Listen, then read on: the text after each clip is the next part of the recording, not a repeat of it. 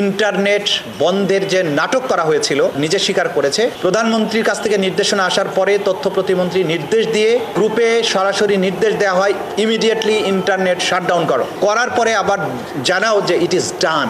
জিজ্ঞাসাবাদের এই প্রক্রিয়াটা আমরা যে করছি সেটা গতানুগতিক কোনো পুলিশ রিমান্ডের মতো নয়। সেখানে একটা স্বচ্ছ কাচের দেয়ালের পেছনে বসে আমাদের তদন্তকারীরা তাদের সাথে কথা বলেন এবং কাচের দেয়ালের বাইরে তার আইনজীবী বসে সব কিছু দেখেন। তাকে কোনো ভয়ভীতি, জোর প্রদর্শন, শক্তি প্রদর্শন, ভয়ভীতি প্রদর্শন এগুলোর কোনো সুযোগ এখানে নেই। সম্পূর্ণ আন্তর্জাতিক স্ট্যান্ডার্ড মেনটেন করেই তাকে জিজ্ঞাসাবাদ করা হয়। গতকালকে একজন আসামিকে আমরা জিজ্ঞাসাবাদ করেছি, সাবেক আইসিটি প্রতিমন্ত্রী জোনায়েদ আহমেদ পলক। সে অনেক তথ্য আমাদেরকে দিয়েছে যেগুলোর ব্যাপারে আমরা তার নিজের কাছ থেকে যেমন পেয়েছি, পাশাপাশি অন্যান্য সোর্স থেকেও যেটা পেয়েছি যে জুলাই আগস্টের এই অভ্যুত্থান চলাকালীন সময়ে ইন্টারনেট বন্ধের যে নাটক করা হয়েছিল সেটি কোনো দুর্ঘটনা ছিল না।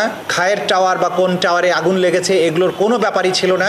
সেখানে সে স্বয়ং স্বীকারোক্তি দিয়ে বলেছে বা নিজে স্বীকার করেছে যে এই ইন্টারনেট তদানীন্তন প্রধানমন্ত্রী এবং এই মামলাগুলোর প্রধান আসামি শেখ হাসিনার নির্দেশে।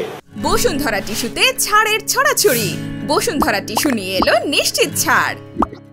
সরাসরি প্রধানমন্ত্রীর কাছ থেকে নির্দেশনা আসার পরে তথ্য প্রতিমন্ত্রী নির্দেশ দিয়ে আইআইজি ইন্টারন্যাশনাল ইন্টারনেট গেটওয়ে, এই গেটওয়েদের একটা হোয়াটসঅ্যাপ গ্রুপ খোলা হয়। সেই গ্রুপে সরাসরি নির্দেশ দেওয়া হয় ইমিডিয়েটলি ইন্টারনেট শাটডাউন করো এবং তাদেরকে এটা এনশিওর করতে বলা হয় যে করার পরে আবার জানাও যে ইট ইজ ডান। এই তথ্যগুলো আমরা বিভিন্ন সোর্স থেকে পেয়েছি। সেগুলো যাচাই বাছাইয়ের জন্য সেই সংশ্লিষ্ট আসামিকে আমরা জিজ্ঞাসাবাদ করেছি, তিনি এটা সত্যায়ন করেছেন। সুতরাং ইন্টারনেট বন্ধের মাধ্যমে জুলাই আগস্টের সংগঠিত গণহত্যাকে গোটা দুনিয়ার কাছ থেকে আড়াল করার যে আড়াল যে করা হয়েছে এবং এটার ব্যাপারে যে মিথ্যা অজুহাত দেওয়া হয়েছে যে ইন্টারনেট কেবল লাইন পুড়ে গিয়েছিল, এটা হয়েছিল, সেটা হয়েছিল, সর্বৈবভাবে মিথ্যা।